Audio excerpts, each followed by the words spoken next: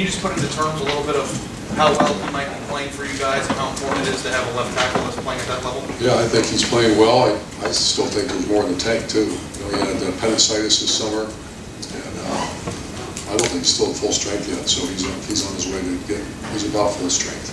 Is he playing at a level that you even higher than maybe you anticipated, or what have you seen on the field? No, he hasn't. I guess my expectation of him is to be as good as there is. I think we're headed in that direction, but he was, I didn't know that. I'm going to have the line coach and Kevin Wilson about that. But he's playing good. I just think he could be a great player, and he's still got some more in that tank. Far left, Lori. Coach, Maryland's pass numbers against the pass, rather, aren't great at this point, but so much of that is the Texas game. When you're evaluating film, how can you tell how much of something like that is an actual weakness and how much of it, when it only occurred in one game, is an aberration? That's something we look at very closely. I mean, that's what we do all day long, sitting here watching film and evaluating on statistical analysis. So we realize that that game against Texas was a high-scoring kind of shootout-type game, and the other ones have not. So we tend to think that they're a very good defense. We do take the aberration, as you called it, out a little bit, not worry about, first of all, we don't really worry about stats. We just worry about personnel and how we're doing against the certain looks they give us. Have you talked to Tom Herman about what went on in that game, I take it? I have not. I think our coaches might have had some conversation more about personnel. Front row right, Austin. Ruben, when you look at the Tracy Sprinkle comeback story, how do you evaluate that? How impressed are you with could have maybe gone a different way a couple of years ago? Yeah, there's a couple really good stories throughout our tenure here about guys that could have turned the wrong way instead of the right way, and he made his family. You know he's going to turn the right way. We're all together, and that's one thing I think is really cool about our program and really cool about the relationship we have with our families. That was we're on speed dial. We're not one of those ones where they have to set an appointment to meet with us. It's constant conversation, and he's a great example. I love Sprink. I love his family. And it seems like he's been pretty important for you guys because Draymond's been injured, dealt with some things on the inside. He's getting better too. He was rusty when he got back, and I could tell he wasn't the same in his last couple of games. He's getting better and better, and you're right. Depth is always critical, especially in the defensive line. Second row, or front row left, Doug. Urban, obviously, when Luke left, you lost linebackers coach. He's been here for a really long time. We know Bill Davis has a very long resume, but it's mostly in the NFL. Did you expect any adjustment for a guy coming here? And how do you think him and his group has done the first 5 years? I thought very average early in the season. Just the unit was average. The energy was average. And it was a little bit of a culture shock. This is closer to a high school program than a pro program.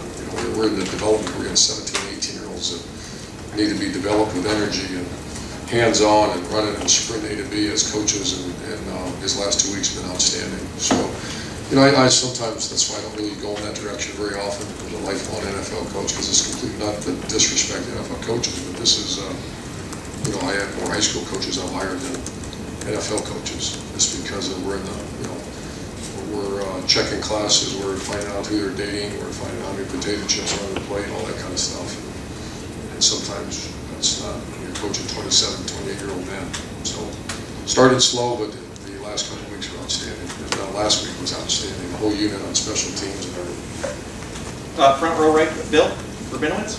You beat Maryland 62-3 last year. Obviously, they're much improved. Can you give a sense of just how much better they are this year? Yeah, they went down to Austin, Texas, and beat Texas. A good Texas team, very talented Texas team. And then they went up with their third-string quarterback and beat one of the top defenses in the country, Minnesota. So very good. Not surprised either. Very good area to recruit and very good coaching staff. Obviously, the Big Ten beats the stack with you and Michigan and Penn State. Maryland's had money invested in them. DJ Durkin's their coach. How close do you think they are and can be to being a real power in this division? Yeah, Maryland's got a nice little football tradition. I think, once again, to me, it's always about recruiting and what you can sell in your home base. And that's strong.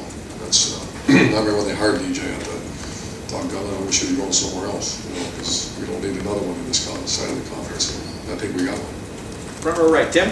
Yeah, Urban, especially the other day about the wide receivers, but do you see as a group of Paris, Terry, maybe even Austin Mack, throw those guys in there, a blossoming in the last several weeks? And I know the realistic part about who you're playing, but what do you see about them that's catching your eye? Well, they're grinders, they're non-complainers, they're the most selfless group. For me to say maybe ever, they might be ever. I mean, that's a pretty bold statement because 214 was became a very selfless group. I can't say it was always like that. But this is, I don't know if we've ever stronger culture in a room than the Zone 6 guys, and they're fun to watch.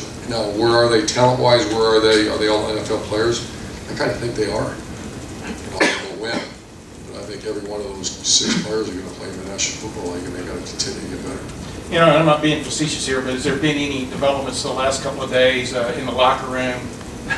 You know, Draymond's deal last week and stuff. Is everybody okay up to this point? Yeah, we did a full investigation. No, I'm serious. Yeah. You know, why was it ripped on the locker and all that? What was going on? Because he's a great kid, and so they looked into everything, but he's good. He's got the brace off. He's walking around. He says it's pain-free, and we're anticipating a return next week. Were there major alterations done to the actual locker areas? I mean, in some spots, or you don't know? Trying to get a first down, man. No, Mick and those guys are in charge of all that. We got time for a We can couple walk more. you through the investigation. I'm sure there was one. Third row right, Nick. You mentioned earlier this season that it's really difficult to block a punt nowadays. You guys almost got one against Oklahoma. You guys almost got a couple last week. Have you guys found something that you think has you pretty close? Yeah, good players and work real hard at it, but it is much harder. I mean, it used to be the old pro punt was much easier to scheme against and go against, and these punters are getting off operation time like our guy gets it off so well. You start getting under 2.0, it's hard just to run a straight line and get there at times. And then they got the quarter rolls, the Aussie guys, which we're facing this week. It takes a lot of work to get there. And it takes a lot of work to get good returns because they're getting down the field all so fast too. So it's just it's much different than the NFL. You know, in the NFL you're not allowed to leave until the ball hit. You know, the punter hits the ball. You can't have guys down the field. And in college you can, so it's a much different game in the last 10 years. And last question, second row right, Tony. We always ask a couple times a year, where are you in terms of your 9 units strong? Where do you feel? Pretty close, yeah, that's good, very good question. And I doodle all day long and draw circles and those kind of things. I really like where we're headed. The weakest areas of our team are getting stronger, and I like the coaching that's going on too. So we're heading in the right direction. We're just going to keep going. Do you want to expand on the weakest areas? Coach, thank you very Thanks, much. guys. Thanks, sir.